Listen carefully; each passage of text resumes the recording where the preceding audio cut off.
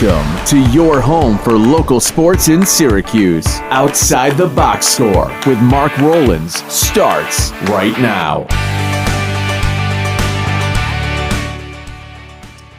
Hello, everybody. Welcome back. Outside the Box Score with me, Mark Rowlands, right here on the Score 1260, your home for local sports in Syracuse. We've got a great show for you today. You just heard Stephen Byer. Yes, I have an intern now. And we'll get it. We'll introduce you to Steve in a little bit. One guest today, Evan Stockton, the broadcaster for the Syracuse Mets. We're going to talk all things Syracuse Mets. Opening day yesterday. They're currently playing in Worcester. You'll be able to hear that game this afternoon right here on the Score 1260. I'll be here for that as well. So you'll hear my lovely pipes twice today if you're listening to the Mets game later. But we're going to start the show a little differently today.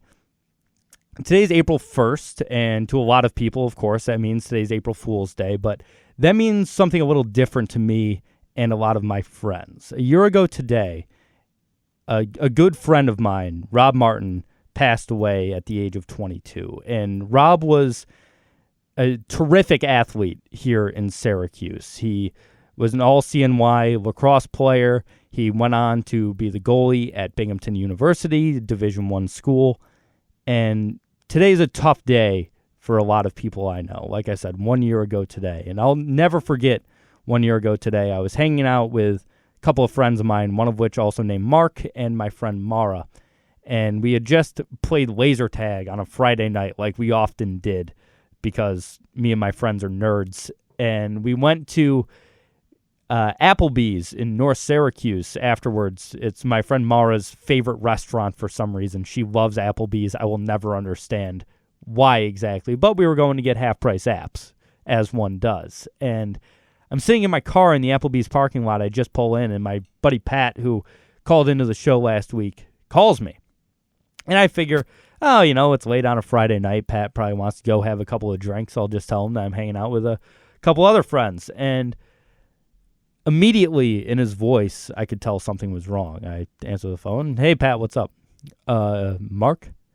And you could hear the holding back tears in his voice, and immediately my heart dropped because I thought it was something had happened to someone in Pat's family, a family I love as my own, a family that I grew up with, a family that I've grown to treat as like my own family, and I thought that was what was happening, but I didn't know that it was a member of our little family. It was a member of our friend group. And Rob Martin was one of the kindest, funniest people I've ever met in my entire life. I could sit here and talk about all the athletic prowess that Rob showed, both in high school and in college, but instead I would rather highlight the person that was Rob Martin, the person that would make us laugh by showing up to school in booty shorts and a tank top just because he could, just because he thought it would be funny.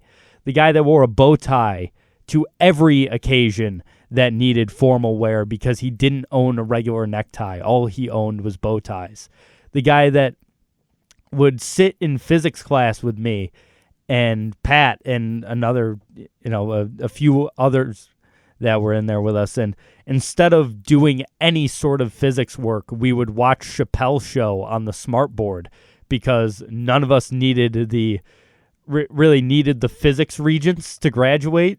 We were already covered by our regents, so we didn't really even need the class. We just needed a class to take, so we were in there, and that's what we would always do is we would hang out and crack jokes. And our teacher at the time, Joseph Bennett, who went on to run for public office here in Syracuse a few years later, but at the time he was our physics teacher, and he would just sit and laugh with us and joke with us, and Rob was always at the center of that. He was always the one cracking the most jokes because he was one of the funniest people I've ever met, and the guy that was the biggest Corcoran High School football fan. He would go to every game. He never had a shirt on. He would always paint something on his body, whether it be a letter to go with other people who painted cougars across their chest or just a poorly drawn cougar.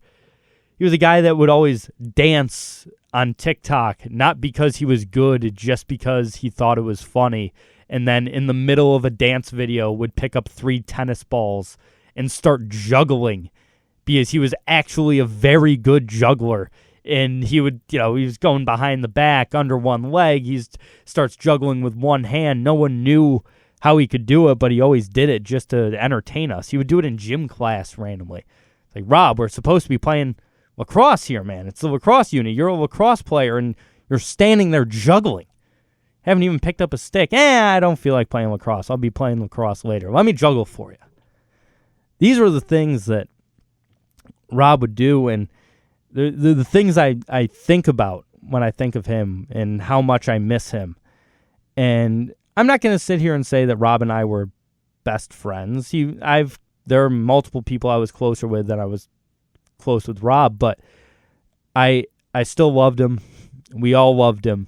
He was part of the gang, and I remember I missed our last big hangout. Every year, me, Pat, Ryan, a few of us would get together. We started doing this at Pat's house back in high school, and we carried it through college. We haven't done it in a couple of years, but what we would do is we would pick a night in January, and one of the snowiest, coldest nights in January, and we'd get together and have a fire.